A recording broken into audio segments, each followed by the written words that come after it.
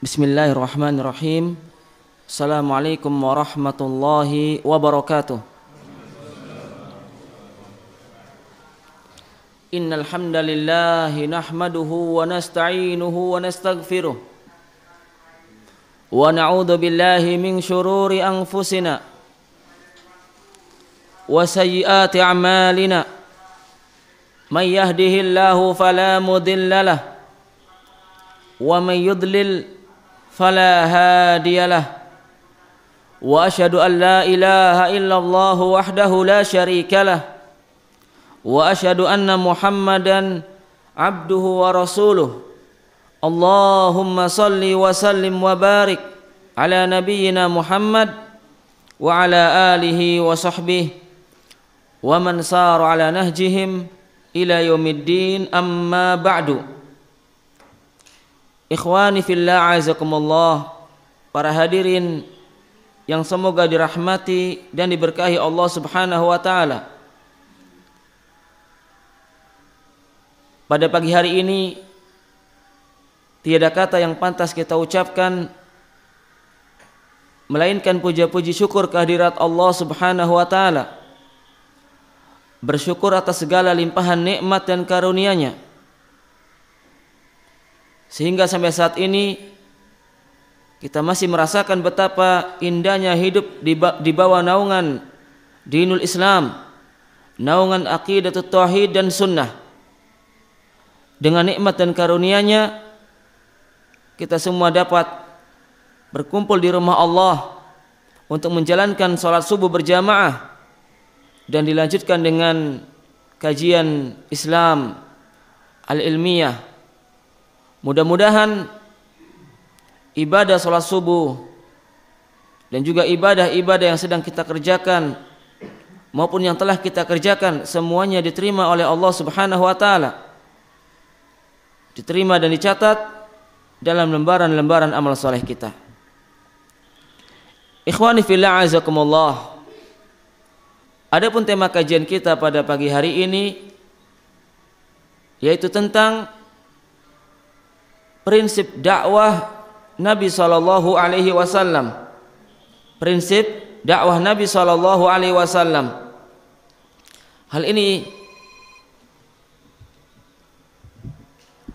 kita tentukan karena kita memandang bahwa berdakwah kepada agama Allah, mengajak umat manusia untuk berpegang teguh dengan tali Allah Al-Quranul Karim dan As-Sunnah An-Nabawiyah As-Sahihah merupakan ibadah yang sangat agung, ibadah yang sangat mulia, ibadah yang memiliki banyak keutamaan dan keistimewaan. Demikian pula dikarenakan Nabi SAW adalah seorang da'i kepada Allah yang paling sempurna, seorang da'i yang paling sukses dalam mengajak umat manusia kepada agama Allah. Oleh karena itu dalam waktu yang singkat ini kita akan menyebutkan beberapa prinsip dakwah Nabi Muhammad sallallahu alaihi wasallam, karena beliau adalah suri tauladan kita yang terbaik dan paling sempurna dalam segala urusan agama, dalam masalah akidah, dalam masalah ibadah, dalam masalah dakwah, dalam masalah muamalah, dalam masalah akhlak dan adab, dan juga dalam masalah berumah tangga. Oleh karenanya Allah Subhanahu wa taala memerintahkan kita semua agar senantiasa meneladani Rasulullah sallallahu alaihi wasallam. Di dalam surat Al-Ahzab ayat 21 Allah berfirman, "Laqad kana lakum fi Rasulillahi uswatun hasanah." Sungguh telah ada bagi kalian pada diri Rasulullah sallallahu alaihi wasallam suri tauladan yang baik. Liman kana yarjullaha wal yawmal akhir wa dzakarallaha katsira. Bagi siapa saja yang mengharapkan rahmat Allah dan pahala pada hari kiamat serta banyak mengingat Allah Subhanahu wa taala. Ikhwani fillah, azakumullah.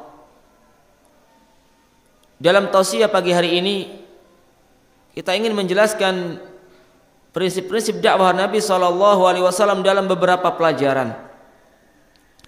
Yang pertama tentang hukum berdakwah kepada Allah. Apa hukumnya? Mengajak umat manusia untuk mengikuti syariat Allah, berpegang teguh dengan Al-Quran dan As-Sunnah. Dijelaskan oleh para ulama bahwa hukum berdakwah kepada agama Allah pada dasarnya adalah wajib atau fardu kifayah. Fardu kifayah maksudnya hal ini merupakan suatu kewajiban yang apabila dikerjakan oleh sebagian umat Islam, maka kewajiban ini gugur dari sebagian yang lain. Fardu kifayah adalah suatu kewajiban yang apabila dikerjakan oleh sebagian kaum muslimin, maka gugurlah kewajiban tersebut dari sebagian yang lain. Seperti ibadah salat jenazah. Ketika ada seorang muslim atau muslimah yang meninggal dunia, maka wajib atas sebagian kaum muslimin untuk mensolatkan jenazahnya. Demikian pula dengan berdakwah kepada Allah. Hukum asalnya adalah fardu kifayah, dan yang wajib menjalankannya adalah para ulama. Yang wajib menjalankan dakwah ila Allah adalah orang-orang yang memiliki ilmu, yang memiliki pemahaman yang baik dan benar terhadap kitabullah Al-Quran dan As-Sunnah. Tidak semua orang, tidak sembarang orang terjun ke medan dakwah. Yang wajib berdakwah adalah orang-orang yang memiliki ilmu dan pemahaman yang benar terhadap kitabullah Al-Quranul Karim dan hadis-hadis Nabi SAW. Dan hukum dakwah ini bisa berubah dari fardu kifayah menjadi fardu ain dalam beberapa keadaan. Di antaranya adalah manakala seseorang berada di suatu kampung atau suatu negeri dan di sana tidak ada seorang alim yang berdakwah kecuali dirinya, maka pada saat itu berdakwah kepada agama Allah, mengajak umat untuk mengikuti petunjuk Al-Quran dan As-Sunnah, hukumnya fardu ain bagi orang tersebut, karena tidak ada yang selainnya. Kemudian pelajaran yang kedua tentang keutamaan berdakwah kepada agama Allah. Apa keutamaannya? Dengan mengetahui keutamaan berdakwah kepada agama Allah, mudah-mudahan kita semua semakin bersemangat untuk menjadi dai ila Allah. Tentunya dengan belajar agama terlebih dahulu, agar kita memiliki pemahaman yang baik dan benar tentang Al-Quran dan As-Sunnah. Kemudian setelah itu kita mengamalkannya dan mengajarkannya kepada umat manusia. Di antara keutamaan berdakwah kepada agama Allah, dakwah merupakan tugas yang mulia daripada tugas para nabi. Dakwah kepada agama Allah mengajak manusia untuk berpegang teguh dengan Al-Islam, dengan Al-Quran dan As-Sunnah, merupakan tugas mulia para nabi dan rasul. Semua para nabi dan rasul diutus oleh Allah kepada manusia untuk apa? Untuk menjalankan tugas dakwah ila Allah wa ila tauhidillah. Dari zaman Nabi Nuh, dari zaman Nabi Adam alaihissalam, kemudian Nabi Nuh sampai Nabi yang terakhir yaitu Nabi kita Muhammad sallallahu alaihi wasallam. Semuanya berdakwah kepada agama Allah, mengajak umat manusia untuk menghambakan diri hanya kepada Allah, meninggalkan segala sesuatu yang disembah selain Allah.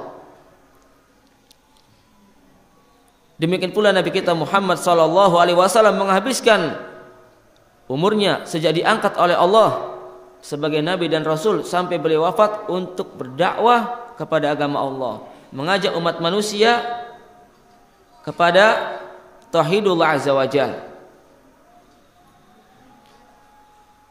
Dalil yang menunjukkan bahwa berdakwah kepada agama Allah merupakan tugas mulia para nabi dan rasul. Salah satunya adalah firman Allah di dalam surat Yusuf ayat 108. Yusuf 108.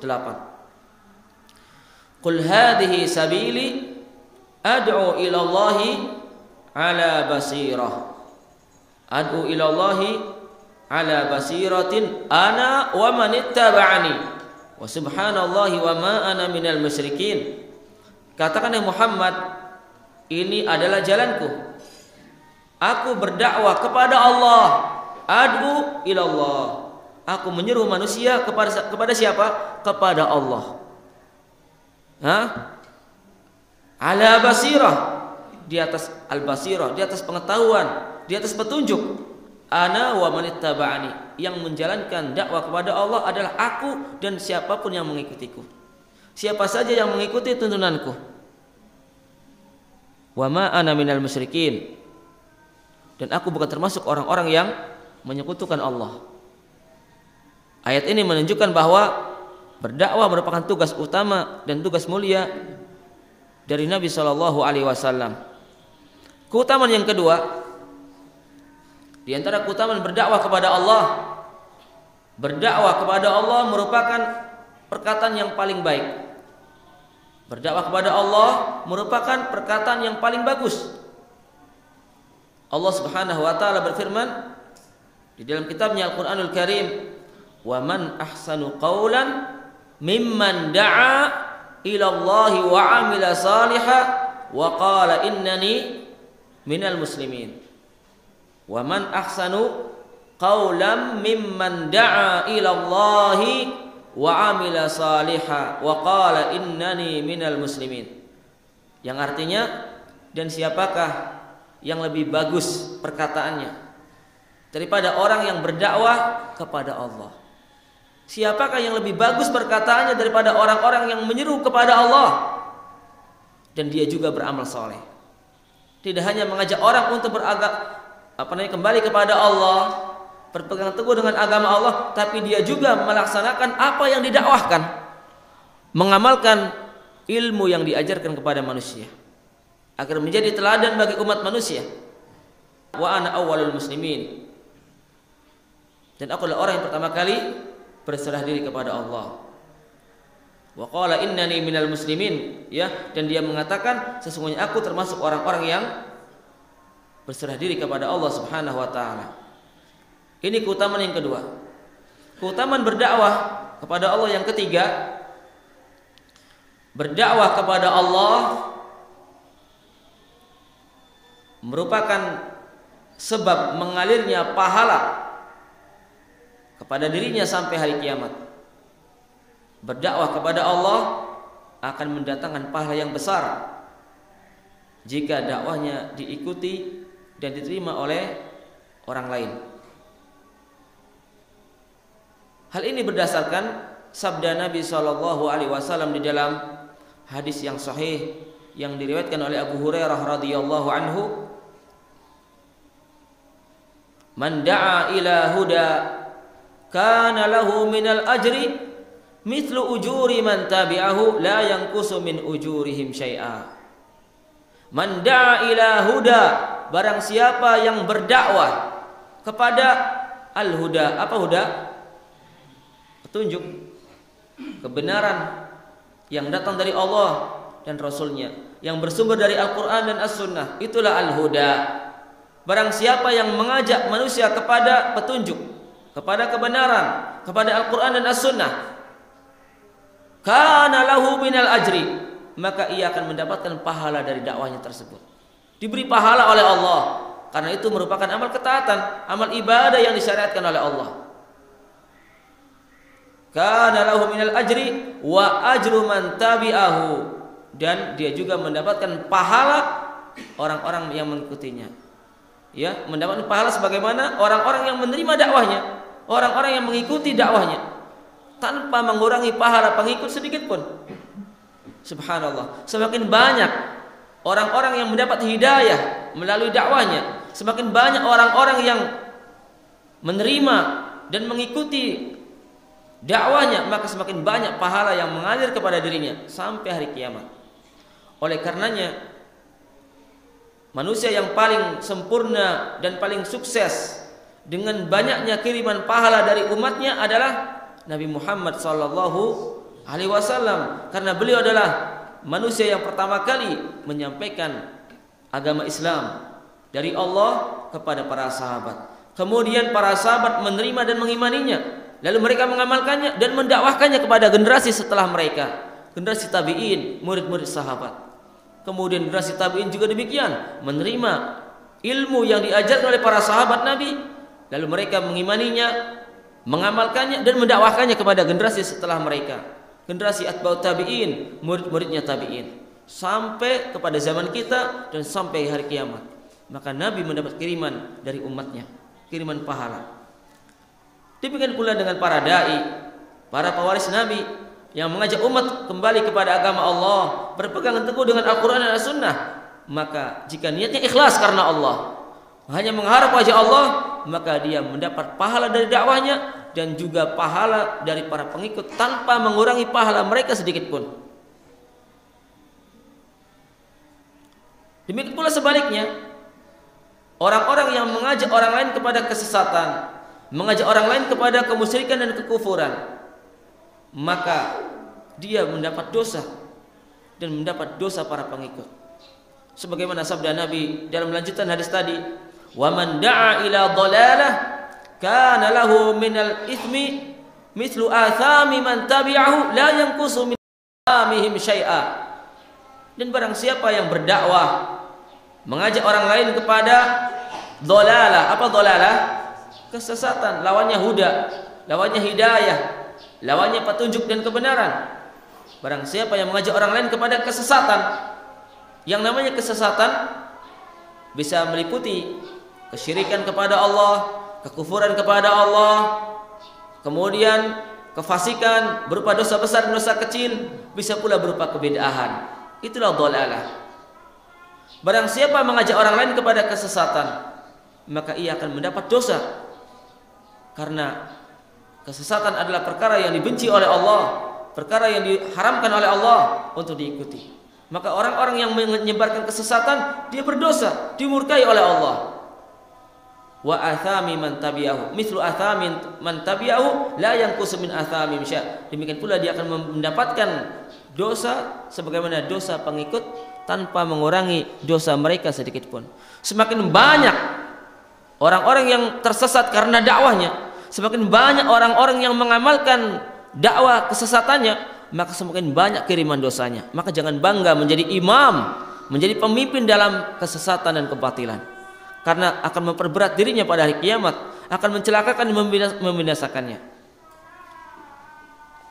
Keutamaan yang keempat di antara keutamaan berdakwah kepada Allah, pahala berdakwah kepada Allah lebih berharga dan lebih mahal daripada onta merah atau kendaraan yang paling mahal di muka bumi, jika dakwahnya menjadi sebab orang lain mendapat hidayah. Jika dakwahnya menjadi sebab orang lain mendapatkan hidayah, pahala berdakwah kepada Allah lebih berharga dan lebih mahal daripada onta merah atau kendaraan apapun yang paling mahal di dunia, ya, apabila dakwahnya menjadi sebab orang lain mendapat hidayah. Hal ini berdasarkan sabda Nabi SAW kepada Ali bin Abi Thalib radhiyallahu anhu, "La an yahdiyallahu bika rajulan wahidan khairun laka min humurin na'am." Sungguh Allah memberikan hidayah kepada orang lain melalui tanganmu, yakni melalui dakwahmu, baik dakwah secara lisan, dakwah melalui tulisan, dakwah dengan sikap atau dengan perbuatan, ya. Sungguh Allah memberikan hidayah kepada orang lain melalui dakwahmu, itu pahalanya lebih baik, pahalanya, keutamaannya lebih baik bagimu daripada onta merah. Onta merah adalah kendaraan yang paling mahal di zaman Nabi pada saat itu.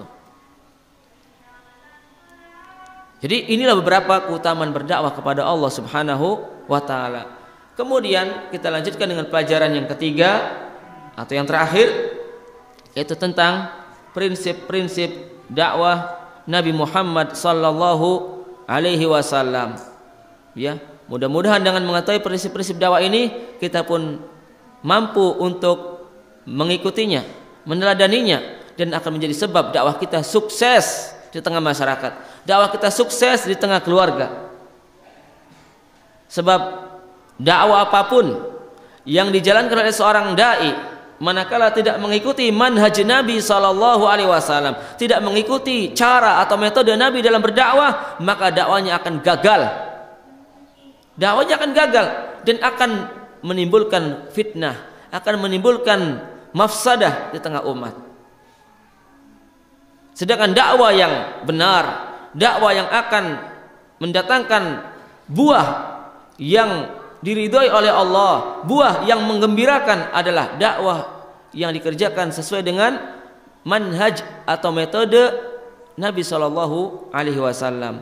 Karena beliau adalah sebaik-baik dai yang paling sempurna, paling sukses dalam membina umat manusia, dalam mencetak generasi Rabbani.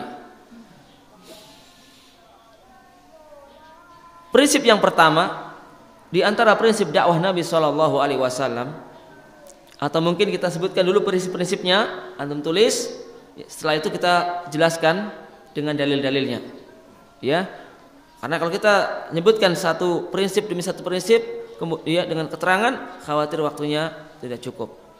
Ya, antum tulis dulu prinsip-prinsip dakwah Nabi Shallallahu Alaihi Wasallam. Ya, tidak semua kita sampaikan, tapi sesuai dengan waktu yang ada. Prinsip yang pertama, ikhlas lillahi ta'ala. Ikhlas lillahi ta'ala. Prinsip dakwah Nabi yang kedua, ilmu. Ilmu. Prinsip dakwah Nabi yang ketiga, mendahulukan perkara yang paling penting. Mendahulukan perkara yang paling penting. Taqdimul aham alal muhim. Kemudian prinsip dakwah yang keempat, lemah lembut dalam berdakwah. Lemah lembut, sifat lemah lembut. Prinsip dakwah yang keempat, kelima Pak. Alhamdulillah, ya, diingatkan. Yang kelima, hikmah, sikap bijak. Ya, yang kelima, hikmah atau sikap bijak.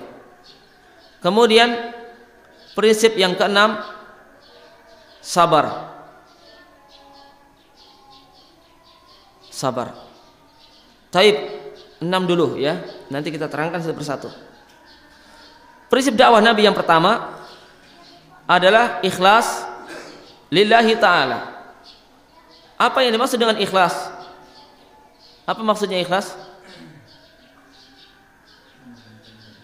Mengerjakan amal soleh atau amal ibadah dengan niat dan tujuan hanya mengharapkan ridha Allah, hanya mengharap wajah Allah, hanya mengharap pahala dari Allah, hanya mengharapkan surga Allah dan ingin selamat dari azab Allah. Itulah orang yang ikhlas. Tidak tercampur dengan niat riya sedikit pun. Tidak tercampur dengan niat sum'ah. Ingin didengar kebaikannya. Kalau riya ingin dilihat kebaikannya. Kalau sum'ah ingin didengar. Tidak ada niat untuk mencari kepentingan dunia. Ingin mendapatkan harta benda yang banyak dengan dakwahnya. Tidak ada niat ingin menjadi orang yang terkenal atau populer dengan dakwahnya.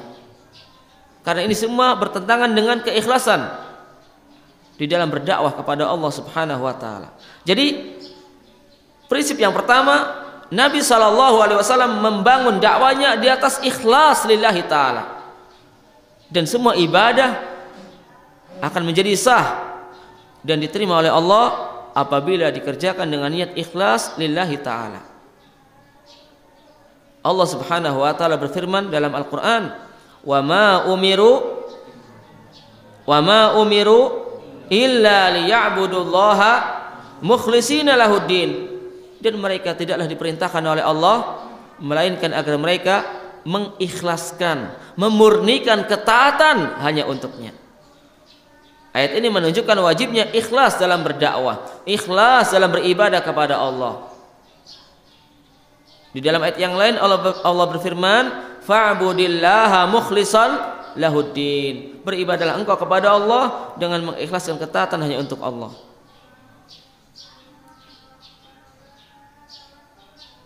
Di dalam ayat yang lain Allah juga berfirman memerintahkan nabi dan juga para rasul yang lain agar mereka berdakwah tanpa mengharapkan kepentingan dunia.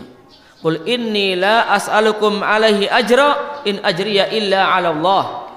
Katakan, hai Muhammad, inni la as'alukum alaihi ajra. Sesungguhnya aku tidak meminta kepada kalian upah atas dakwahku ini. In ajriya illa 'ala Allah. Sesungguhnya ya, pahala atau upah dakwahku ini ya hanyalah dari Allah Subhanahu wa taala. Nah, jadi ayat-ayat ini menunjukkan tentang wajibnya ikhlas dalam berdakwah kepada Allah Subhanahu wa taala. Termasuk dalam makna niat ikhlas dalam berdakwah adalah seseorang berdakwah dengan niat dan tujuan agar umat manusia terbebas dari kebodohan. Tujuannya agar manusia terbebas dari belenggu kebodohan, agar mereka beribadah kepada Allah dengan benar. Ini juga termasuk niat ikhlas. Agar manusia terbebas dari segala macam bentuk kemusyrikan dan kekufuran kepada Allah. Ini juga termasuk ikhlas. Agar manusia mencintai Allah dan Rasul. Ini juga termasuk ikhlas. Termasuk dalam makna ikhlas dalam berdakwah adalah berdakwah kepada Allah untuk menyingkap takbir syubhat, untuk membongkar kesesatan-kesesatan sehingga umat manusia menjadi sadar dan tahu bahwa apa yang mereka kerjakan, apa yang mereka ucapkan, apa yang mereka yakini adalah penyimpangan dan kesesatan. Ini juga termasuk ikhlas. Orang yang berdakwah tetapi niatnya tidak ikhlas, hanya ingin mendapat pujian, popularitas, ingin terkenal sebagai ahli dakwah, berdakwah dengan tujuan ingin memiliki jamaah yang banyak, pengikut yang banyak, berdakwah kepada Allah ingin mendapatkan kedudukan dan jabatan tengah masyarakat, ingin menjadi orang yang kaya raya, semua orang bersedekah kepadanya, maka orang tersebut telah berbuat dosa. Dakwahnya ditolak oleh Allah, tidak diberi pahala. Bahkan ia akan menjadi golongan yang pertama kali diadili oleh Allah pada hari kiamat dan dilontarkan ke dalam neraka. Menjadi golongan yang pertama kali dipanggil oleh Allah, diinterogasi oleh Allah, lalu setelah terbukti niatnya tidak ikhlas, hanya ria, ingin terkenal sebagai ahli dakwah, maka Allah pun memasukkannya ke dalam api neraka. Sebagaimana sabda Nabi SAW di dalam hadis riwayat Abu Hurairah radhiyallahu anhu, inna awalan nas yuqda alaihi yaumal qiyamah rajulun ustushida fa utiya bihi ni'amahu fa'arrafahu ni'amahu fa'arafaha qala madza amilta fiha qala qataltu fika hatta ustushidtu qala kadzabta walakinnaka qatalta liqal jari'un faqad qil thumma umira bihi fasuhiba ala wajhi hatta ulqiya fin nar wa rajulun ta'allama al-ilma wa 'allama wa qara'a al-Qur'an fa utiya bihi fa arrafahu ni'amahu fa 'arafaha qala madza 'amilta fiha qala ta'allamtul ilma wa 'allamtuhu fika wa qara'tul Qur'ana fika qala kadzabta walakinnaka ta'allamtal ilma wa 'allamtahu liyuqal 'alim wa qara'tal Qur'ana liyuqal qari' faqad qil thumma umira bihi fasuhiba 'ala wajhi hatta ulqiya fin nar wa rajulun wasa'allahu alaihi wa a'tahu min asnafil mal fa utiya bihi fa arrafahu ni'amahu fa 'arafaha qala madza 'amilta fiha qala ma taraktu min sabilin tuhibbu an yunfaqa fiha illa anfaqtu fiha laka qala kadzabta walakinnaka fa'alta liyuqal jawad faqad qil thumma umira bihi fasuhiba ala wajhihi hatta ulqiya finnar. Rasulullah sallallahu alaihi wasallam bersabda, sesungguhnya manusia yang pertama kali diadili oleh Allah, dihakimi oleh Allah pada hari kiamat adalah orang yang mati syahid, orang yang gugur di medan jihad. Lalu orang ini pun dihadapkan kepada Allah, lalu Allah memperlihatkan kepadanya segala kenikmatan yang pernah diberikan kepadanya. Fa'arafaha, lalu si hamba mengakui dan membenarkannya. Iya benar, ini semua nikmat telah didapatkan dan dirasakan. Lalu Allah bertanya kepadanya, untuk apa engkau gunakan nikmatku ini? Madza 'amilta fiha? Allah bertanya bukan karena Allah tidak tahu, tapi ingin menguji kejujurannya, ingin membongkar niat yang sesungguhnya, madza amilta fiha? Maka si hamba menjawab, qataltu fika hatta ustushitu. Ya Allah, aku menggunakan semua nikmat ini di dunia untuk berjuang di jalanmu sampai aku mati syahid. Dia mengaku jihadnya di jalan Allah, mengaku jihadnya ikhlas karena Allah, ingin membela agama Allah. Tetapi Allah tidak bisa dibohongi. Allah tidak dapat ditipu oleh siapapun. Allah tahu apa yang tersembunyi di dalam jiwa manusia. Karena Allah memiliki sifat innallaha alimun. Alimun apa? Alimun khabir, hakim. Innallaha alimun bidatis sudur. Sungguhnya Allah Maha mengetahui apa yang ada di dalam dada, yang ada dalam hati kita. Tahu Allah, ya. Ketika seorang hamba berencana mengerjakan keburukan, Allah sudah tahu meskipun dia belum mengucapkannya, meskipun dia belum mengerjakannya. Maka Allah katakan kepada hamba tersebut, kadzabta, kamu bohong, kamu ini dusta. Walakinnaka qatalta liyuqal jari, sebenarnya niat kamu berjihad ini supaya dikenang oleh orang lain, oleh masyarakat sebagai seorang pemberani, jari, pahlawan, pejuang, pemberani, mujahid. Faqad qil, ini semua sudah diucapkan oleh orang-orang. Engkau sudah dikenal sebagai pahlawan, pemberani, seorang mujahid, dan itu yang kau dapatkan sesuai dengan niatmu, sebagaimana sabda Nabi SAW dalam hadis riwayat Umar bin Khattab, innamal a'malu binniyat wa innamal likulli imri'in ma nawa. Sesungguhnya amal perbuatan itu tergantung niatnya, dan setiap manusia akan mendapatkan sesuai dengan yang dia niatkan. Dia niatnya ingin terkenal, ingin dikenang sebagai pahlawan, pemberani, itu yang dia dapat. Tetapi pada hari kiamat Allah tidak butuh dengan ibadah tersebut. Ibadah-ibadah besar tersebut termasuk jihad tidak dapat membebaskannya dari api neraka, tidak dapat memasukkannya ke dalam surga Allah. Makanya Allah perintahkan para malaikat agar menyeret hamba tersebut dalam keadaan tersungkur di atas wajah dan perutnya di bawah, kaki ditarik oleh malaikat lalu dicampakkan ke dalam neraka. Naudzubillah tsumma naudzubillah. Lalu Nabi melanjutkan sabdanya, wa rajulun ta'allamal ilma wa 'allamah. Demikian pula orang yang mempelajari ilmu agama. Kita semua penimba ilmu agama. Wa 'allamahu, dan yang mengajarkan agama, para dai, para ustad, para khatib, mubaligh yang berdakwah mengajak umat kepada agama Allah, dihadapkan kepada Allah. Demikian pula orang yang rajin baca Al-Quran, wa qara Al-Quran, semua dihadapkan kepada Allah. Lalu Allah pun memperlihatkan kepada mereka berbagai nikmat yang pernah diberikan kepada mereka. Lalu hamba mengakuinya, membenarkannya, ya ini semua sudah kami dapatkan dan sudah kami nikmati. Lalu Allah bertanya kepadanya, madza amilta fiha? Untuk apa kau gunakan nikmat itu? Apa yang telah kau kerjakan dengan nikmat tersebut? Si hamba menjawab, ta'allamtul ilma wa 'allamtuhu fika wa qara'tul qur'ana fika.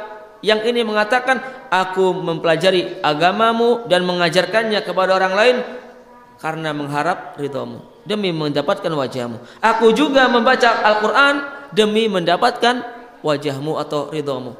Semua ngaku ikhlas, semua ngaku murni hanya untuk Allah ketika mengerjakan ibadah-ibadah yang mulia tersebut. Tetapi Allah sekali lagi tidak dapat ditipu dan dibohongi oleh siapapun. Innallaha alimum bidzatis sudur. Maka Allah katakan kepadanya, kadzabta, kamu dusta, kamu ini bohong.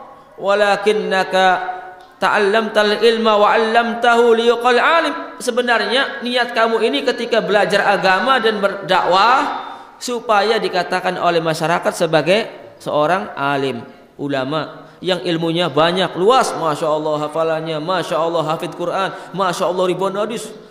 Yang ini engkau juga baca Quran ini supaya dikatakan oleh orang, masya Allah indah dan merdu suaranya. Terus semakin semangat kalau orang sudah mengenal dia sebagai orang yang bacaannya bagus. Kalau nggak ada orang, ya bacaannya ala kadarnya, pendek lagi baca. Kalau banyak orang, banyak jamaah, bacanya panjang dan melengking, ya begitu. Faqad qil, kata Allah, sungguh itu sudah diucapkan oleh orang-orang. Orang-orang sudah mengenalmu sebagai ulama, sebagai qari. Lalu Allah tidak butuh dengan ibadahnya.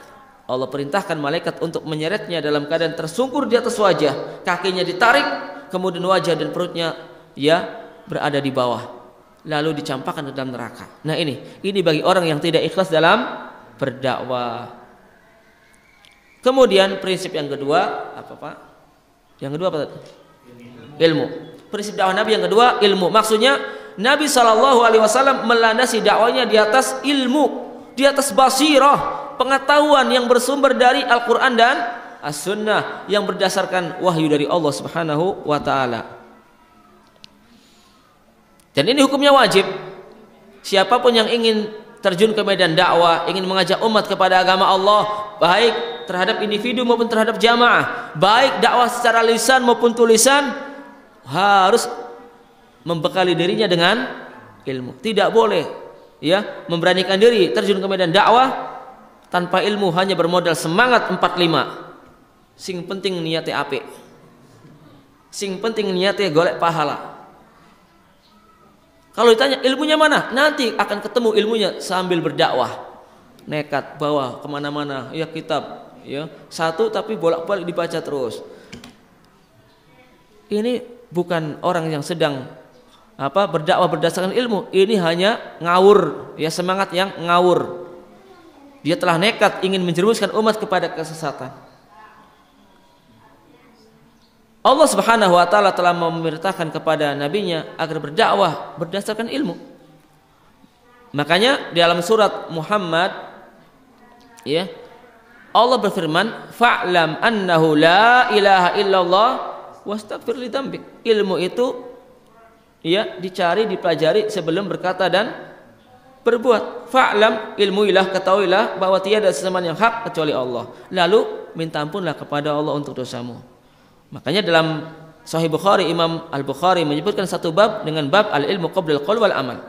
Di dalam surat Yusuf yang sudah kita bacakan ayat 108, Allah berfirman, qul hadhihi sabili ad'u ila Allahi ala basiratin ana wa man ittaba'ani. Kata Muhammad, ini adalah jalanku, jalan Allah yang lurus. Aku berdakwah kepada Allah berdasarkan apa? Basirah. Basirah artinya ilmu syar'i yang bersumber dari Al-Quran dan As-Sunnah. Aku dan orang-orang yang mengikutiku, semua pengikut Nabi, para ulama, para da'i yang setia meneladani Nabi, dakwah mereka dibangun atas dasar ilmu, atas dasar al-basirah. Bukan berdasarkan ya kebodohan. Sebab kalau orang itu terjun ke medan dakwah sebelum memiliki ilmu, maka yang terjadi adalah penyesatan umat. Sebagaimana dikatakan oleh seorang ulama tabi'in yang bernama Umar bin Abdul Aziz rahimahullah. Tabi'in dan juga sekaligus sebagai khalifah dari Bani Umayyah. Ya, anak cucu dari Umar bin Khattab radhiyallahu anhu. Umar bin Abdul Aziz, seorang ulama tabi'in rahimahullah mengatakan, "Man abadallaha bighairi ilmin kana ma yufsidu akthar mimma yuslih."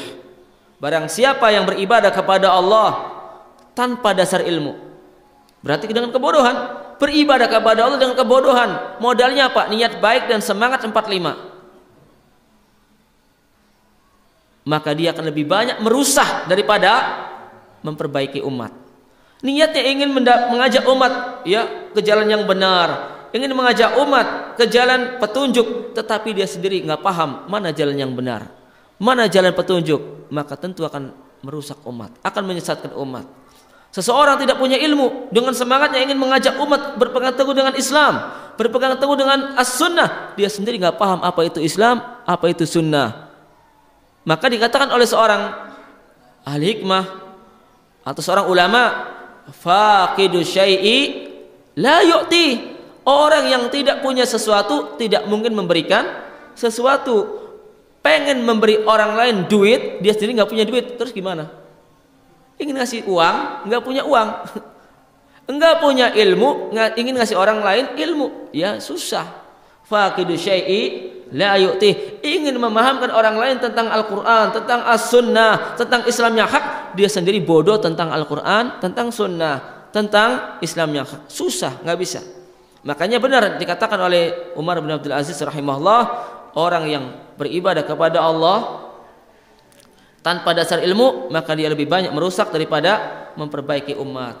Terjadinya ya penyimpangan, banyaknya kesesatan tengah umat karena terlalu banyak dai-dai dolal, dai-dai yang terjun ke medan dakwah tanpa modal ilmu. Yang penting bisa ngomong, ya 2 jam ngalor ngidul, nggak ada dalilnya, kosong babar blas kayak dalang. Dalang itu kalau disuruh ngomong dari pada maghrib sampai subuh bisa, nggak ada dalilnya. Pinter dia ngotak-ngatik kata. Prinsip yang ketiga di antara prinsip dakwah Nabi, apa nih yang ketiga?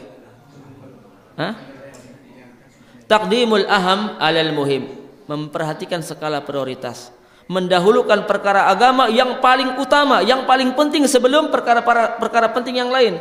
Semua urusan agama itu penting, nggak ada yang tidak penting, semuanya penting, tapi di sana tingkat kepentingannya ya berbeda-beda. Maka dalam prinsip dakwah Nabi, beliau mendahulukan yang paling pokok, yang paling utama, yang paling afdal, yang paling wajib. Dan perkara yang paling wajib dalam agama Islam adalah aqidatut tauhid. Perkara agama yang paling utama, yang paling wajib, yang paling penting bagi umat adalah perkara apa? Aqidatut tauhid. Makanya semua nabi dan rasul, ya, dari zaman Nabi Adam sampai Nabi Muhammad sallallahu alaihi wasallam, hal yang pertama kali didakwahkan adalah aqidatut tauhid. Di dalam surat An-Nahl ayat 36, siapa yang hafal? An-Nahl ayat 36. Ya. Walaqad barakallahu fik. Walaqad ba'atsna fi kulli ummatin rasulan an i'budullaha wajtanibu at-taghut. Apa artinya?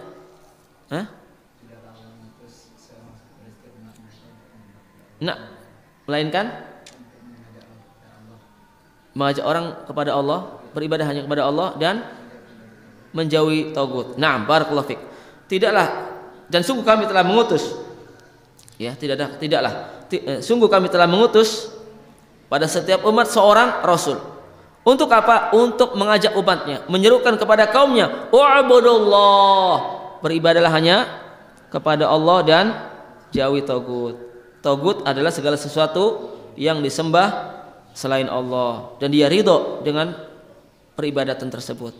Makanya Nabi Isa alaihissalam disembah, dijadikan Tuhan oleh orang Nasrani sebagai Tuhan selain Tuhan selain Allah. Tapi Nabi Isa bukan tagut. Kenapa? Karena Nabi Isa tidak ridho. Nabi Isa ketika berdakwah memerangi kemusyrikan. Maka Nabi Isa bukanlah tagut. Dalil yang lain yang menunjukkan bahwa para nabi memulai dakwah dengan akidah tauhid yaitu firman Allah dalam surat Al-Anbiya ayat 25. Al-Anbiya ayat 25. Wa ma arsalna min qablika min rasulin illa nuhi ilaihi annahu la ilaha illa ana fa'budun. Dan tidaklah kami mengutus seorang rasul sebelummu melainkan kami wahyukan kepadanya bahwasanya tiada sesembahan yang hak diibadahi kecuali aku, kata Allah. Oleh karena itu hendaklah kalian semua beribadah hanya kepadaku, menghambakan diri hanya kepadaku. Semua para nabi, termasuk Allah ceritakan tentang kisah dakwah Nabi Nuh, Nabi Hud, Nabi Syuaib, Nabi Saleh di dalam surah Al-A'raf. Laqad arsalna Nuhan ila qaumihi faqala ya qaumi ibudullaha ma lakum min ilahin ghairuh. Sungguh kami telah mengutus Nabi Nuh kepada kaumnya. Lalu Nuh berkata, wahai kaumku, beribadahlah kalian semua hanya kepada Allah. Kalian tidak punya sesembahan yang hak kecuali Allah. Wa ila 'adin akhahum Huda, qala ya qaumi ibudullaha ma lakum min ilahin ghairuh. Wa ila Thamud akhahum Salihah, qala ya qaumi ibudullaha ma lakum min ilahin ghairuh. Wa ila Madyan akhahum Syuaiba, qala ya qaumi ibudullaha ma lakum min ilahin ghairuh. Semua nabi dan rasul ya memulai dakwah dengan aqidatut tauhid. Demikian pula Nabi kita Muhammad sallallahu alaihi wasallam ketika diutus oleh Allah di tengah kaum musyrikin Quraisy, hal yang pertama kali beliau dakwakan adalah ya qaumi qulu la ilaha illallah tuflihu. Wahai kaumku, ucapkan oleh kalian la ilaha illallah. Kalimat tauhid, tiada sesembahan yang hak diibadah kecuali Allah. Niscaya kalian akan hidup bahagia. Niscaya kalian hidup akan beruntung.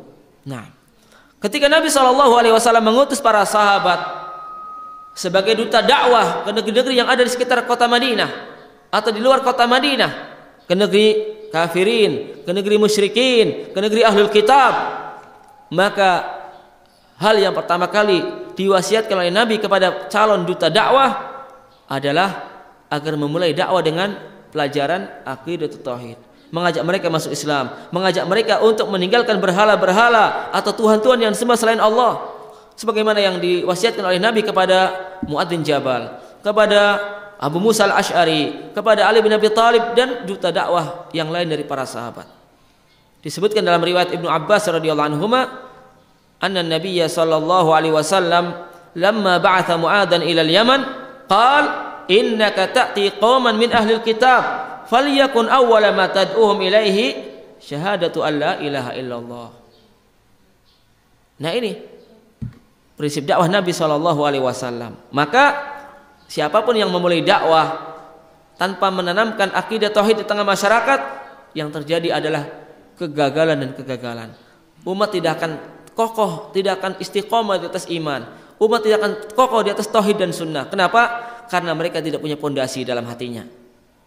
Akidah tauhid kedudukannya sebagai pondasi bagi bangunan syariat Islam. Ya, manakala pondasi itu telah tertanam, menghunjam di dalam hati manusia, maka mereka akan istiqomah di atas tauhid, istiqomah di atas iman. Apapun fitnah yang menimpa mereka, cobaan apapun yang mereka hadapi, tetap tegar di atas iman, di atas Islam, di atas tauhid, di atas sunnah, sebagaimana yang telah dilakukan oleh Nabi SAW kepada para sahabat radhiyallahu anhum ajmain. Prinsip yang keempat apa, Pak?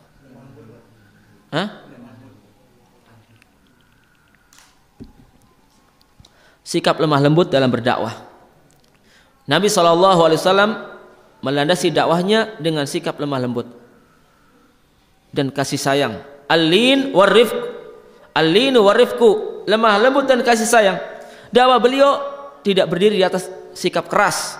Dakwah Nabi tidak berdiri di atas sikap frontal dan anarki. Namun dakwah beliau dibangun di atas sifat al-lin warifq, lemah lembut dan kasih sayang. Karena ini yang diperintahkan oleh Allah. Inilah sifat yang diajarkan oleh Allah kepada nabinya, agar membangun dakwah di atas sifat al-linu warifqu. Allah berfirman dalam surat Al-Imran, "Fabima rahmatin minallahi linta lahum walau kunta faddan ghalidhal qalbi lan faddu min haulik." Dan disebabkan rahmat dari Allah, engkau mampu bersikap lemah lembut kepada manusia, kepada mereka wahai Muhammad. Lemah lembut dalam berdakwah, lemah lembut dalam bermuamalah.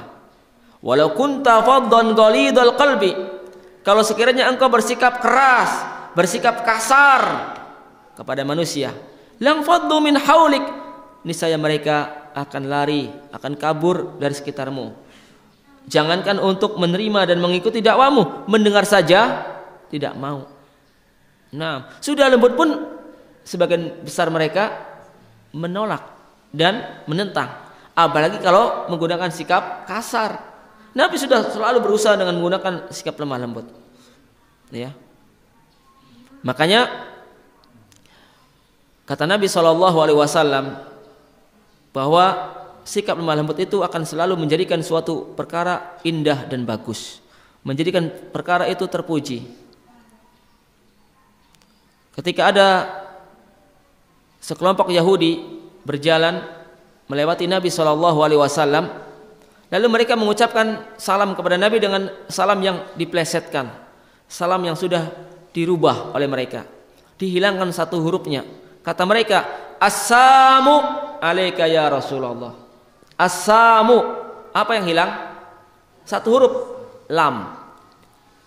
Yang semestinya adalah assalamu alaikum atau assalamu alaika ya Rasul. Tapi oleh orang Yahudi huruf lam disembunyikan, tidak diucapkan tapi dibuang, dihapus. Maka bunyinya assalamu alaika ya Rasulullah, atau tidak Rasulullah, assalamu alaika. Mereka tidak mengakui Muhammad sebagai Rasulullah. Assalamu alaika. Maka Aisyah yang saat itu bersama Rasul marah. Ya, Nabi menjawab waalaikum. Aisyah menjawab dengan yang lebih parah dari itu. Kata Aisyah, "Waalaikumsalam wal la'natu wal ghadabu minallah." Aisyah marah. "Waalaikumsalam wal la'natu wal ghadabu minallah." Karena asam itu artinya apa? Al-maut. Semoga kematian menimpamu. Hai Muhammad, semoga kematian. Beda dengan assalam. Assalam artinya apa? Keselamatan dan kesejahteraan. Bagus. Tapi kalau asam artinya semoga kematian menimpamu. Coba seorang istri melihat suaminya didoakan kematian, marah, wajar. Makanya Aisyah membalas, ya. Nabi menjawab juga, waalaikum. Tapi Aisyah memberikan balasan yang lebih parah daripada Yahudi demi mencintai suaminya Rasulullah dan membenci musuh-musuh Allah, musuh-musuh Rasul dan kaum muslimin. Maka Aisyah menjawab, waalaikumsalam wal la'natu wal ghadabu minallah. Demikian pula semoga menimpa kalian kematian, laknat dari Allah dan kemurkaannya. Maka Aisyah Nabi ketika mendengar Aisyah menjawab dengan jawaban seperti itu, Nabi pun mengatakan kepada Aisyah, mahlan ya Aisyah, innallaha rafiqun yuhibbur rifqa. Wahai Aisyah, tenanglah, sabarlah. Sungguhnya Allah itu zat yang maha lemah lembut, mencintai sikap lemah lembut dan kasih sayang. Kemudian Nabi melanjutkan sabdanya, innar rifqa la yakunu fi syai'in illa zana wa la yunzau an syai'in illa syana. Sesungguhnya sikap lemah lembut dan kasih sayang itu tidaklah ada pada suatu urusan kecuali urusan itu menjadi baik, menjadi indah. Tetapi tidaklah sikap lemah lembut dan kasih sayang itu hilang dan dicabut dari suatu urusan, melainkan urusan tersebut menjadi buruk.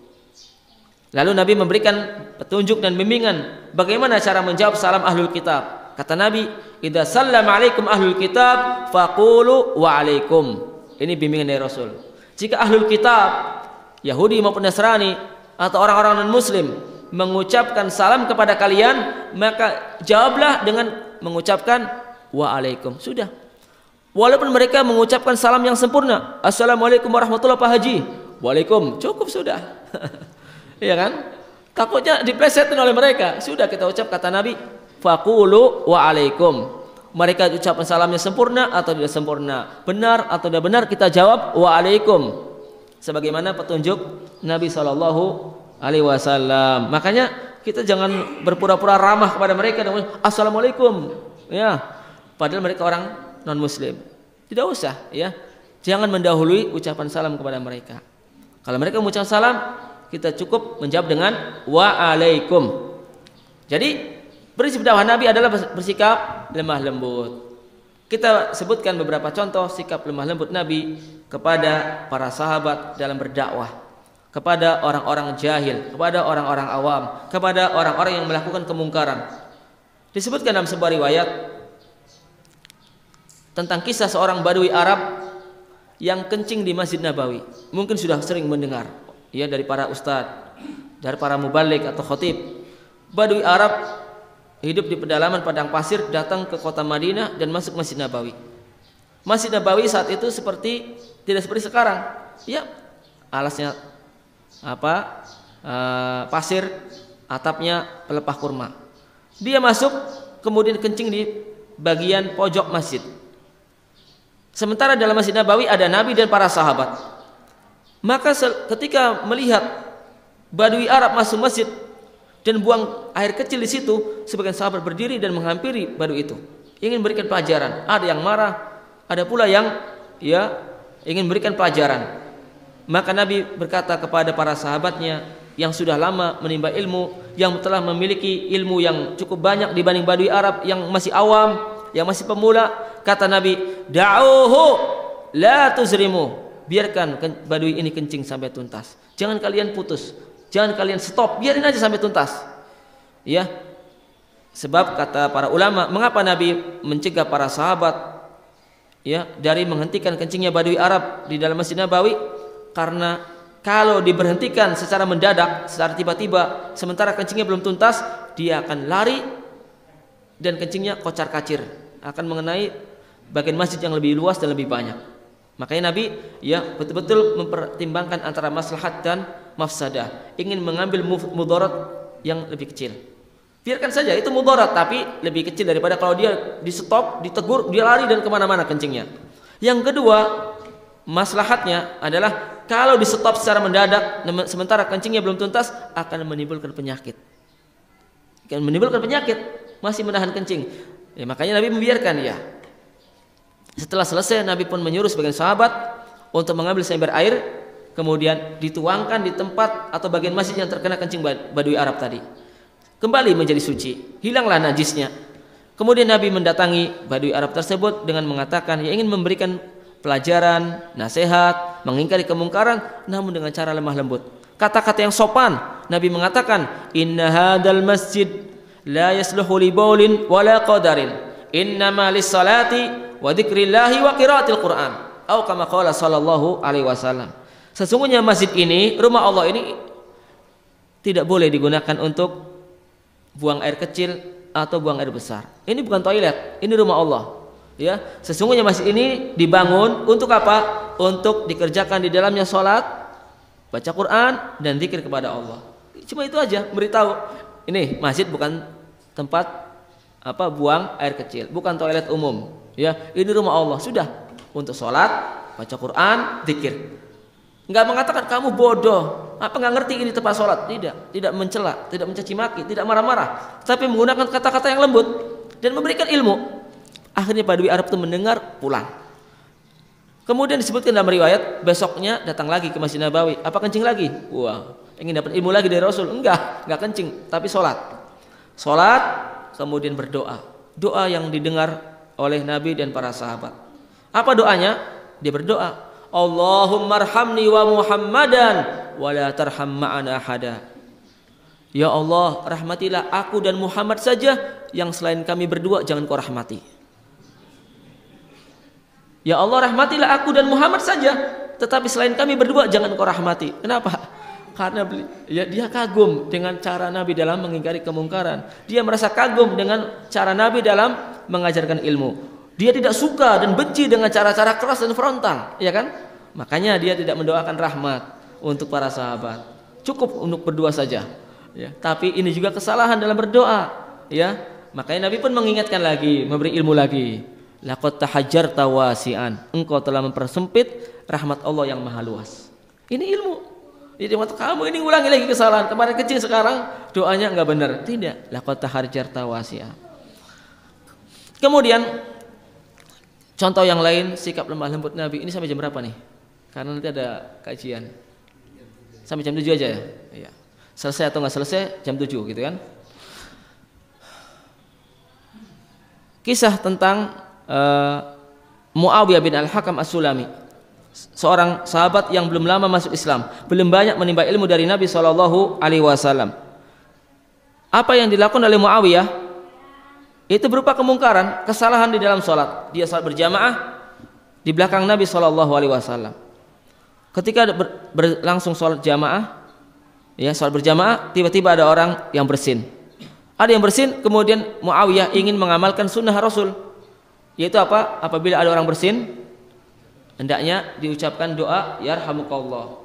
Ya, idza atisa wa idza atisa fahamidallaha fashamithu. Ya, karena ini termasuk salah satu hak orang muslim, sebagaimana dalam hadis riwayat Abu Hurairah radhiyallahu anhu, hakul muslim al muslim sittun atau khamsun. Salah satunya adalah idza atisa fahamidallaha fashamithu. Jika ada orang bersin atau jika seorang muslim bersin lalu dia mengucapkan alhamdulillah, maka ucapkan doa kepadanya yarhamukallah. Syaratnya dia mengucapkan alhamdulillah. Kalau ada bersin kemudian dia diam aja, kita pun diam saja. Kalau dia bersin, kenapa enggak mengucapkan yarhamukallah, kita katakan kamu enggak alhamdulillah. Gitu kan? Karena syaratnya Pak fahamidallah fasyamithu. Kalau dia tidak bersyukur karena telah mendapat nikmat kok tidak memuji Allah, kita pun tidak mendoakan. Nah, karena bersin itu nikmat dari Allah, sebagaimana sabda Nabi, al-utasu minallah wat-tatha'ubu minasyaiton. Bersin itu datangnya dari Allah, sedangkan menguap itu datangnya dari setan. Muawiyah bin Hakam mengamalkan hadis ini. Ada orang bersin dalam salat kemudian mengatakan yarhamukallah, lagi salat. Dia suaranya keras, kedengaran oleh semua jamaah di masjid. Maka semua sahabat atau sebagian sahabat mengarahkan pandangannya kepada Muawiyah. Semua dari kanan, dari kiri, ngeliatin semua, ngeliatin. Yang dari sebelah kiri ngeliatin lagi. Kata Muawiyah, apa-apaan ini? Kok semua ngeliatin saya semua? Ada apa nih? Ada apa? Ngomong dia. Tadi mengucapkan doa dengan suara keras, sekarang ngomong, ada apa ini? Semua ngeliat saya, ada apa? Salah apa saya? Gitu, kurang lebih begitu maknanya. Maka para sahabat kata Muawiyah semuanya menepukkan telapak tangannya ke paha mereka. Maka aku pun paham maksudnya bahwa mereka menginginkan agar aku diam. Maka aku pun diam sampai selesai sholat. Ketika selesai sholat, Nabi pun tidak marah kepadaku. Demi Allah katanya, Nabi SAW tidak mencelaku, tidak marah kepadaku, tidak membentakku, tapi beliau hanyalah mengatakan kepadaku, inna hadis shalah la yasluhu li kalami basharin, innama huwa li takbir wa tasbih wa qiraatil Quran. Atau kama qala sallallahu alaihi wasallam. Kata Muawiyah dalam hadis tersebut, demi Allah aku tidak melihat seorang guru, seorang ustadz, seorang pengajar yang lebih baik sebelum ini maupun sesudahnya lebih daripada Rasulullah sallallahu alaihi wasallam. Ini yang paling baik. Demi Allah beliau tidak mencaci makiku, beliau tidak mencelaku dan tidak marah kepadaku. Beliau hanya mengatakan sesungguhnya salat ini tidak boleh ada ucapan manusia, tidak boleh ngobrol, tidak boleh bicara. Tetapi salat ini hanyalah boleh untuk baca Quran, tasbih dan berzikir kepada Allah Subhanahu wa taala. Hanya itu. Nah, ini cara Nabi dalam mengingkari kemungkaran, apalagi pelakunya adalah orang awam. Kepada orang jahat saja, kepada orang yang kejam saja disuruh lemah lembut, termasuk kepada non muslim, selagi tidak tidak terang-terangan memusuhi Islam dan muslimin, apalagi kepada kaum muslimin, apalagi orang awam yang belum pernah mendengar dakwah tauhid, belum pernah mendengar dakwah sunnah, hidup di tengah masyarakat yang nggak pernah ada dakwah apapun, dari lahir sampai tua adanya cuma sholat begitu saja, bolak-balik sehari 5 kali. Wudu, kemudian puasa Ramadan, ikut puasa Ramadan, enggak tahu aturan ibadah yang benar, enggak pernah ada penceramah atau ustadz yang mengajarkan Islam dengan benar. Maka kita harus banyak berlapang dada, harus menghiasi diri kita dengan sikap lemah lembut dalam berdakwah, dalam mengingkari kemungkaran, dalam mengajarkan ilmu. Kita lihat bagaimana Allah Subhanahu wa taala memerintahkan Nabi Musa dan Harun alaihi wassalam dalam mendakwahi Raja Fir'aun, manusia yang paling kejam, manusia yang paling kafir, manusia yang paling musyrik, manusia yang paling zalim di zamannya. Bahkan Fir'aun telah melampaui batas karena dia mengakui dirinya sebagai Tuhan manusia yang paling tinggi. Wa qala ana rabbukumul a'la. Allah ceritakan dalam Al-Quran bagaimana perkataan Fir'aun. Fir'aun mengatakan aku Tuhan kalian yang paling tinggi. Siapapun yang tidak menganggap Fir'aun sebagai Tuhan dibunuh, disiksa. Tidak ada yang hidup dengan tenang atau bebas kalau tidak menuhankan Fir'aun. Tetapi bagaimana petunjuk Allah kepada Nabi Musa dan Harun? Di dalam surat Toha Allah berfirman, idhaba ila fir'auna innahu tagha faqula lahu qawlan layyina la'allahu yatadzakkar aw yakhsha. Pergilah kamu berdua menemui Raja Fir'aun. Yang disuruh siapa? Nabi dan Rasul. Nabi Musa utusan Allah dan Nabi Harun alaihi wassalam yang mendapat mukjizat, yang mendapat wahyu dari Allah. Siapa yang ditemui? Manusia yang paling kafir, yang paling zalim, penguasa yang paling jahat, Fir'aun, yang mengaku sebagai Tuhan manusia. Lalu apa petunjuk Allah kepada keduanya? Faqula lahu qala layyina. Ucapkan oleh kalian berdua kepada siapa? Kepada Raja Fir'aun dengan kata-kata yang layyina. Apa layyina? Lemah lembut, sopan, tidak kasar, tidak frontal. Lihat, qaulan layyina, padahal manusia yang dihadapi yang paling kafir, yang paling musyrik, yang paling zalim di zamannya. Qula lahu faqula lahu qaulan layyina. Ucapkan oleh kalian berdua, sampaikan kepada Fir'aun dengan kata-kata yang lembut. Sampaikan nasihat, sampaikan peringatan dengan kata-kata yang sopan. La'allahu yatadzakkar aw yakhsha. Mudah-mudahan Fir'aun mau mengambil pelajaran, menerima nasihat atau merasa takut. Ini petunjuk Allah. Inilah manhaj para nabi dan rasul dalam berdakwah, membangun dakwah mereka di atas sikap lemah lembut dan kasih sayang. Apalagi kita ini bukan nabi dan rasul. Kita ini tidak mendapat mukjizat. Kita ini iman dan ketakwanya tidak sekuat iman dan ketakwaan para nabi dan rasul. Kemudian orang yang kita hadapi, penguasa dan pemerintah yang kita hadapi bukan dan tidak seperti Fir'aun. Fir'aun itu kafir, Fir'aun itu musyrik, membunuh siapapun yang tidak menuhankannya, sedangkan pemerintah muslim ya yang memiliki kekurangan-kekurangan sebagaimana rakyat juga punya kekurangan, maka tentu kita harus lebih lemah lembut lagi. Nah, kita bukan nabi, bukan rasul, dan yang kita hadapi juga bukan orang kafir, bukan penguasa yang musyrik. Nah, kemudian kita lanjutkan dengan prinsip yang keenam, yang kelima, yaitu hikmah, sikap bijak dalam berdakwah. Seorang dai hendaknya menggunakan sikap bijak dalam beramar ma'ruf dan nahi mungkar, dalam mengajak umat kepada agama Allah. Selalu menggunakan sikap hikmah. Dia tahu siapa yang dihadapi. Ini penimba ilmu yang sudah lama mengaji ataukah pemula orang awam. Ini mu'alaf atau orang muslim yang sudah lama menganut agama Islam. Seorang yang memiliki kedudukan ataukah rakyat biasa. Seorang dai harus mengerti keadaan mad'u, objek dakwah, sehingga dia pun bisa bersikap hikmah, bisa bersikap bijak sebagaimana yang Allah perintahkan dalam Al-Qur'an, ud'u ila sabili rabbika bil hikmati wal mau'idati al hasanah wajadilhum billati hiya ahsan. Berdakwalah ke jalan Tuhanmu dengan menggunakan sikap hikmah, sikap bijak, menempatkan sesuatu pada tempatnya. Anak kecil, orang dewasa, kepada orang tua, kepada teman juga beda. Jadi ini yang dimaksud dengan sikap bijak, sikap hikmah. Dan dengan menggunakan mau'idhah hasanah, nasihat yang baik. Wajadilhum billati yahsan, dan bantahlah mereka ya ahlul batil, ahlul syirki, ahli dolal dengan cara yang baik, yang lebih baik. Nah, jadi ayat ini menunjukkan wajibnya menggunakan sikap bijak dalam berdakwah. Lihat, ini kondisi umat ini baru masuk Islam atau tidak? Ini orang awam atau tidak?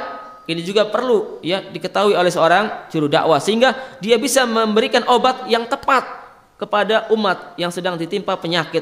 Jangan sampai memberikan obat tetapi salah resep. Sedang sakit ya jantung dikasih obat pilek, nggak nyambung. Sakit perut dikasih obat sakit kepala, nggak nyambung, ya kan? Bisa berbahaya. Bisa dia akan semakin parah sakitnya atau bisa mati. Demikian pula umat yang sedang ditimpa penyakit kronis, sedang ditimpa kemusyrikan, ditimpa kekufuran, ditimpa perdukunan, sibuk ya untuk mengajarkan untuk mengajarkan misalkan akhlakul karimah, tetapi ya penyakit kronisnya tidak pernah diobati. Tidak pernah diobati. Maka dai semacam ini, dai yang tidak menyelamatkan umat tapi sedang mencelakakan umat. Sampai mati percuma akhlak karimahnya, tidak diterima oleh Allah, tidak diberi pahala oleh Allah. Maka seorang dai harus memiliki sikap hikmah. Demikian pula Nabi SAW manusia atau hamba Allah yang paling sempurna dalam hal sikap hikmah. Beliau ketika menaklukkan kota Mekah, membuka kota Mekah, orang-orang pun berbondong-bondong masuk Islam. Ya, lalu Nabi pun ada rencana, ada keinginan ingin membongkar Ka'bah. Kenapa? Karena Ka'bah pada saat itu tidak berdiri di atas pondasi Nabi Ibrahim alaihissalam. Hijr Ismail itu ya keluar dari pondasi Ka'bah.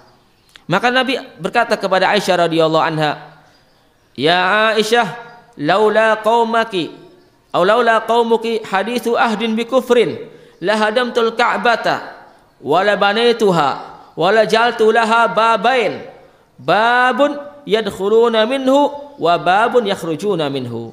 Kata Nabi SAW kepada Aisyah, "Wahai Aisyah, kalau saja kaummu ini bukan mu'allaf, belum lama meninggalkan masa kekufuran, belum lama masuk Islam, niscaya aku akan membongkar Ka'bah. Aku akan membongkar Ka'bah, kemudian aku akan membangun kembali, dan aku akan menjadikan Ka'bah memiliki 2 pintu." Ya. Wahai Aisyah, kalau bukan kaummu ini adalah orang-orang mu'allaf, baru masuk Islam, belum lama meninggalkan masa-masa jahiliyah, niscaya aku akan membongkar Ka'bah, lalu aku membangun kembali, berdiri di atas pondasi Nabi Ibrahim. Lalu aku menjadikan Ka'bah memiliki 2 pintu, 1 pintu masuk dan 1 pintu keluar. Namun sampai Nabi meninggal dunia, Ka'bah tidak dirubah oleh Rasul, tidak dibongkar, tidak berdiri di atas pondasi Nabi Ibrahim. Kenapa? Karena khawatir kalau Nabi mengerjakan saat itu juga pembongkaran Ka'bah, akan banyak orang-orang Quraisy yang baru masuk Islam, kemudian mereka kembali lagi kepada kekufuran. Mereka akan mengatakan Muhammad tidak memuliakan rumah Allah, Muhammad tidak menghormati Ka'bah yang mereka agungkan. Nah, ini metode dakwah. Nabi menunda, ya, demi mencegah mafsadah yang lebih besar, demi mencegah terjadi fitnah yang lebih besar, kemurtadan dalam jumlah yang besar. Jadi menunda penyampaian suatu perkara agama dalam rangka mencegah terjadinya fitnah, dan ini metode dakwah, ya. Jangan sampai kita mengingkari kemungkaran kemudian timbul mudarat yang lebih besar. Dan prinsip dakwah yang terakhir, sebetulnya masih banyak contoh-contoh sikap bijak Nabi dalam berdakwah, tetapi waktu sudah jam 7, maka saya tuntaskan dengan prinsip dakwah yang terakhir, yaitu bersabar. Bersabar dalam berdakwah. Hukumnya wajib, tidak hanya dalam berdakwah, dalam menghadapi berbagai cobaan dan ujian. Seorang muslim dan muslimah wajib sabar. Allah berfirman dalam Al-Quran memerintahkan Nabi agar bersabar. Fasbir sabrang jamila, maka bersabarlah engkau dengan kesabaran yang bagus, kesabaran yang baik. Lalu Allah juga berfirman memerintahkan Nabi agar bersabar dalam berdakwah. Fasbir kama sabara ulul azmi minar rusul wa la tasta'jil lahum. Bersabarlah engkau sebagaimana para rasul dari kalangan ulul azmi telah bersabar. Janganlah engkau bersegera minta disegerakan azab untuk mereka yang menentang, untuk mereka yang menolak dakwah al-haq. Maka Nabi pun menjalankan perintah Allah. Beliau bersabar dengan kesabaran yang sempurna. Ya, beliau setiap kali ditolak, ditentang dakwanya, beliau bersabar. Bahkan sekalipun beliau diganggu, disakiti, dilukai, beliau pun bersabar. Ketika Nabi hijrah ke kota Taif dalam rangka mencari perlindungan dakwah, karena di kota Mekah sudah tidak dapat lagi perlindungan dakwah setelah wafatnya Abu Thalib. Tidak ada yang melindungi dakwah Nabi. Beliau pergi ke Taif untuk hijrah, mencari dukungan dan pembelaan dari masyarakat Taif. Ternyata sampai di Taif, yang didapat oleh Rasul adalah sebaliknya, penolakan dan penentangan. Beliau dilarang masuk Taif, tidak boleh, dicekal, tidak boleh masuk. Bahkan beliau pun diusir, kemudian dilempari bebatuan oleh anak-anak Taif sampai tubuh beliau berlumuran darah. Beliau pun melarikan diri, menyelamatkan diri dengan masuk ke dalam sebuah kebun kurma. Ketika berada di kebun kurma, datanglah kepadanya malaikat Jibril alaihissalam dengan perintah dari Allah. Kemudian Jibril mengucapkan salam dan mengatakan, "Hai Muhammad, aku datang kepadamu dengan membawa malaikat penunggu gunung Akshaben, gunung yang mengapit kota Taif." Kata Jibril, "Kalau engkau mau, silakan suruh malaikat penunggu gunung Akshaben untuk diangkat kemudian ditimpakan kepada semua penduduk Taif yang telah mengusirmu, yang telah melukaimu, yang telah melemparimu dengan bebatuan sehingga engkau berlumuran darah." Apa kata Rasul? Nabi tidak mengatakan, "Iya, monggo, angkat saja, silakan habisi, ya babat habis itu orang Taif." Kurang ajar kepada Nabi. Tidak, beliau lebih sabar. Tidak, justru aku berharap kepada Allah agar Allah mengeluarkan dari mereka anak cucu atau keturunan yang beribadah hanya kepada Allah dan tidak menyekutukan Allah dengan sesuatu apapun. Kemudian Nabi berdoa kepada Allah, meminta hidayah dengan mengatakan, "Allahumma hdi qaumi fa innahum la ya'lamun." Ya Allah, berilah hidayah kepada kaumku, sesungguhnya mereka tidak tahu. Mereka berbuat demikian, menolak Nabi, mengusir Nabi, melukai Nabi karena enggak tahu ini utusan Allah. Mereka belum dapat hidayah. Kalau dapat hidayah pasti menjadi pembela Rasul. Nabi berdoa, "Allahumma hdi qaumi fa innahum la ya'lamun." Dan doa Nabi didengar. Doa Nabi mustajab. Sehingga ketika Nabi SAW meninggal dunia pada tahun 11 Hijriah, bulan Rabiul Awal, terjadi gerakan murtad besar-besaran. Gerakan murtad yang dulu membayar zakat sekarang tidak lagi membayar zakat. Yang dulu menyembah berhala kembali menyembah berhala. Yang dulu mengkeramatkan pohon kembali mengkeramatkan pohon. Yang dulu mengagungkan jin kembali mengagungkan jin. Kembali murtad besar-besaran. Kecuali beberapa daerah yang istiqomah di atas Islam, istiqomah di atas tauhid dan sunnah.